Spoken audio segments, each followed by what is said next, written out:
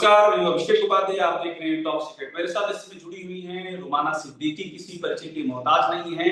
BJP की minority cell की head रही हैं, 2 बार माइनॉरिटी कमीशन की मेंबर रही हैं। और अभी मैं जिस मसले पर बात करना चाह रहा हूं, आप ये जान करके दंग रह जाएंगे कि इतनी जानी पहचानी बीजेपी की नेता की सुनवाई नहीं हो रही है। लखनऊ पुलिस में जो कोतवाली हजरतगंज है वो सुनवाई नहीं कर रही है। और जबकि रुमाना सिद्दीकी कहना है कि सारे कागजात इनके पास हैं, ये बाकायदा अपनी शिकायत दर्ज करा चुकी, सारे कागजात दिखा चुकी हैं। उसके बाद भी रुमाना सिद्दीकी को गुहार करनी पड़ रही है कि हजरतगंज पुलिस हमारी बात सुन लीजिए। ये बीजेपी की जानी पहचानी नेता के साथ में हो रहा है। रुमाना जी, जरा अपनी कहानी बयान कर दीजिए। ये नौबत क्यों आ गई कि आज आपको लिखना पड़ा कि मेरे साथ गलत हो रहा है? मेरे को हर हाल में मतलब जब मैं एकदम हार गई हूं तब मुझे जो है लिखना पड़ा है। माननीय योगी जी जितना कि भाजपा सरकार को अच्छा चलाने का काम कर रहे हैं, उतने ही हमारी पुलिस जो है हमारी सरकार का नाम डुबाने में लगी रहती है। जिससे कि जो है मेरा एक केस था, मकान का है, और मैंने ये हजरतगंज थाने में रिपोर्ट दर्ज कराई थी। और उसका 19 19 जून को, जून में 19 जून में लिखवाई थी हमने, और उसके बाद उसकी सुनवाई चल रही थी। और उसके बाद ये हुआ कि पहले हुआ कि धाराएं नहीं बढ़ पाई हैं, बाद में आयोग ने धाराएं बढ़ाई। धाराएं बढ़ी 467, 468 एंड 471। जब धाराएं बढ़ी उसके बाद जो है उस पे सुनवाई चल रही थी। और जब सुनवाई चलते हुए ये हुआ कि जब कोर्ट में उसने लिखा कि बेल, जब वो लोग बेल के लिए आए तो वहां बेल में हुआ कि अभी जो है विधिक राय नहीं ली गई है। तो आज की तारीख लगी थी। आज जो है मैंने, बल्कि आईओ भी अपना, पहले जो थे वो शिवम पांडे थे, मैंने उनको एसीपी साहब और एसएचओ से कह के उसको चेंज करवा दिया था। अब दूसरे आईओ हैं।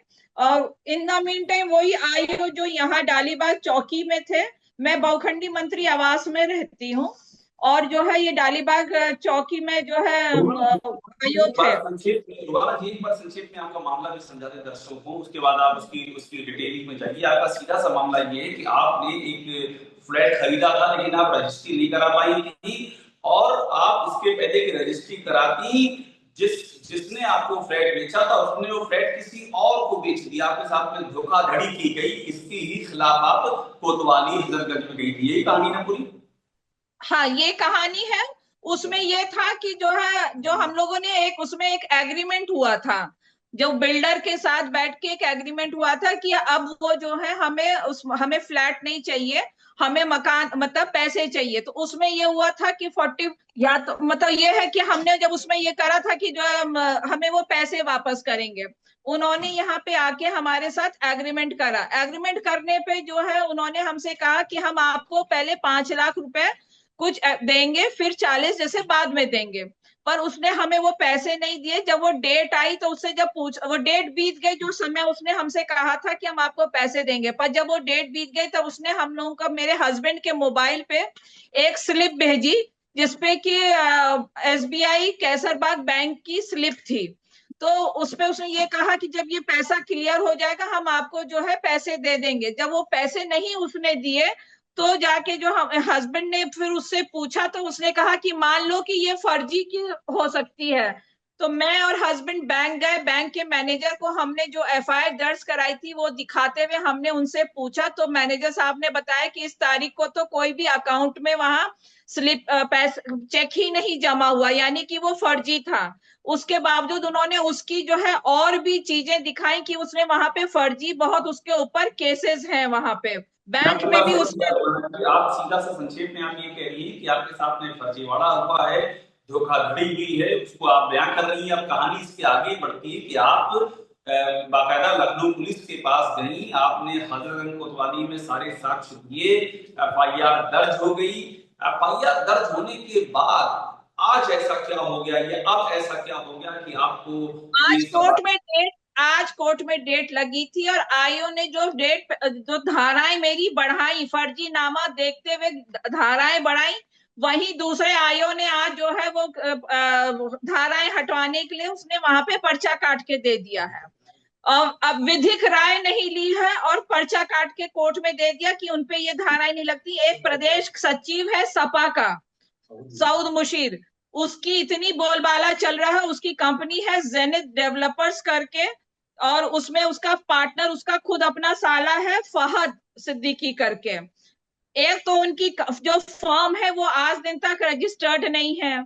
ये सब हमें तब मालूम चला जब हम लोग एसीपी साहब विकास जायसवाल जी के पास बैठे थे थाने में। जब विकास जायसवाल जी ने उनको बुला के वहां पे पूछा, हम लोग उसके आमने सामने जब बैठाया, बात कराई, तो विकास जी ने, एसीपी साहब ने पूछा, तो उन्होंने पूछा कि क्या फर्म तुम्हारी रजिस्टर्ड है, तो पता चला कि उनकी फर्म भी रजिस्टर्ड नहीं है, इनकम टैक्स भी वो नहीं पे करते हैं, जमीन भी जो उनकी है वो भी सीलिंग की है, और तो आप उनके चीज नाम। बताइए, ये तो कुछ चीजें आप बता रही हैं, धाराएं फिर हटा क्यों दी गई? पुलिस ने क्यों बिना विधिक राय लिए धाराएं हटा दी? वजह क्या है इसकी?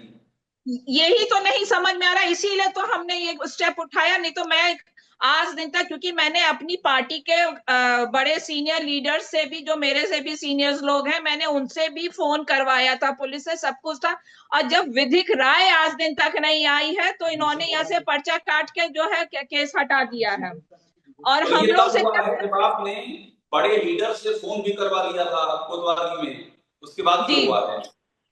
ये आईओ जो नया एक आईओ आया है, ये नयन करके, और एसएचओ साहब पता नहीं उनको कितना पता है, पर यहाँ का जो नया आईओ है उसने ये सब काम किया है। और उसके बाद जो है, जो मकान है वो, उसकी जमीन जो है वो भी सीलिंग की है, उस पे फ्लैट बना रखा है, एक गुड़म बिना नक्शे के फ्लैट, अब एफआईआर 8 जो फ्लैट आपने बना। कराई है, एफआईआर जो कराई है, एफआईआर में किसे किसे आरोपी बनाया गया है आपकी एफआईआर में? हमारी एफआईआर में फहद सिद्दीकी और उसके फादर हैं, और ये जो प्रदेश सचिव सपा का है सऊद मुशीर, ये, और जो है इनका जो है गुड़म्बा, मेरे ही जो फ्लैट जो उन्होंने किसी और को आगे बेचा है, उसने एक मेरे से भी पहले एफआईआर दर्ज करा रखी थी गुड़म्बा थाने, विकासनगर थाने में। गुड़म्बा थाने में भी उनके नाम पे अलग से एप्लीकेशंस पड़ी हैं, क्योंकि उन्होंने उसी में ऊपर फ्लैट में किसी और का भी फ्लैट उठा के वो किसी और को बेच दिया, फिर वो आगे आप ये कह ताला रही तोड़। हैं, आप ये कह रही हैं रुबाना जी, ये बड़ा फर्जीवाड़ा। ये बताइए, आप बीजेपी की इतनी सीनियर पॉलिटिशियन हैं, आप बीजेपी की माइनॉरिटी सेल की मुखिया रही हैं, सदर रही हैं, दो दो बार आप माइनॉरिटी कमीशन की सदस्य रही हैं, आपकी बात नहीं सुनी जा रही, ये नहीं समझ में आ रहा है। मतलब ये तो पता होना चाहिए पुलिस को कि हम जो यहाँ पर विक्टिम है, जो शिकायत लेकर के आया है, वो किस ओहदे पे रह चुका है, और हमको कम से कम जो कार्रवाई करनी चाहिए वो तथ्यों के आधार पे करनी चाहिए। बिना विधिक राय के कार्रवाई कैसे कर दी पुलिस ने फिर? हमने हर पेपर हर चीज दे दिया है, पर हमें यही नहीं समझ में आ रहा है कि वो जो है क्यों नहीं ऐसा हमारे ऊपर कार्रवाई करके वो लोग ठीक से कर रहे हैं। या तो आयोग की शैतानी है या किसकी है। मैं कह तो रही हूँ कि हमारी सरकार, हमारे माननीय मुख्यमंत्री जी जितना आगे बढ़ के काम कर रहे हैं, उतना ही हमारी सरकार जो है, मतलब कि ऐसा काम पुलिस ऐसा ऐसा कर देती है कि मतलब कि हम लोग को उल्टा पुलिस के विरुद्ध खड़ा होना पड़ रहा है। कुछ दिन पहले मतलब ये किसी प्रतिभा तरह, शुक्ला हमें तो ये लगता है कि ये पुलिस जो प्रतिभा है। शुक्ला धरने पर बैठ गई थी कुछ दिन पहले, इसी पुलिस को लेकर के, जो राज्य मंत्री हैं आपकी इसी सरकार में, प्रतिभा शुक्ला, नहीं नहीं वो नहीं, भी। मुझे मालूम है, मुझे, मैं यही तो बताना चाह रही हूँ कि मुझे ये लगता है कि जैसे कि हमारी सरकार को बदनाम करने के लिए पुलिस ने ये एक बीड़ा उठा रखा है कि हम काम ना करें और हमारी योगी सरकार को बदनाम करने पे लग जाए। वही तो मैं कह रही हूँ कि जितने हमारे मुख्यमंत्री जी एकदम निष्पक्ष है, एकदम सबको न्याय दिलाने के लिए काम करते हैं, उतना तो नहीं हो रहा, पर ये पुलिस जो है उनको बैकफुट में करना चाहती है, पता नहीं अब उनका क्या अगला मुद्दा कदम है। क्या होगा रुबाना जी? आपसे मेरा अंतिम सवाल है, अब आपके पास ऑप्शन क्या है, क्या करेंगी आप? मैं कुछ नहीं करूंगी, क्या कर सकती हूँ, मैं कोर्ट के ही थ्रू जो भी करूंगी करूंगी, और मैं माननीय मुख्यमंत्री जी से एक बार मिल के अपनी बात रखूंगी। मैंने अभी डीसीपी साहब को भी फोन किया था, मैंने उनके भी जानकारी में डाल दिया है। और मैं जो हूँ कुछ नहीं कर सकती हूँ, लास्ट में यही होगा, या तो मैं पैसा भूल जाऊंगी, सोच लूंगी कि जो है ठीक है, मेरी किस्मत में नहीं, मेरा ही कमाया हुआ पैसा मुझी को नहीं, मेरा मकान नहीं। आज की तारीख में अगर मेरा मकान होता तो मुझे आज मैं आयोग में ना रहते हुए, क्योंकि मैं सरकार के उस पर रह रही हूँ जिसपे कि मैंने अभी उनको आरएसए को और माननीय सुरेश खन्ना जी से जाके एक एप्लीकेशन लगाई है कि मेरे पास आज रहने की व्यवस्था नहीं है, मैं जून 24 को मेरा आयोग खत्म हो गया था। मेरे पास ये मुझे मेरा फ्लैट मिल जाता तो मैं अपने फ्लैट में शिफ्ट हो जाती। मेरे पास फ्लैट ना होने के वजह से मुझे आज सरकारी आवास पे रह के इसका इतना खर्चा देना पड़ रहा है कि मैं बता नहीं सकती। मुझे आज इसका जो है इसके रेट पे जो है मुझे पैसा भरना पड़ रहा है।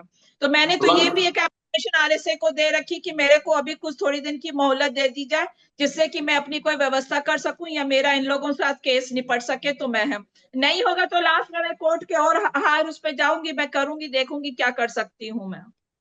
रोमाना जी, बहुत शुक्रिया अपनी बात कहने के लिए, अपनी बात सामने लाने के लिए। रोमाना सिद्दीकी हैं, बीजेपी की वरिष्ठ नेता हैं।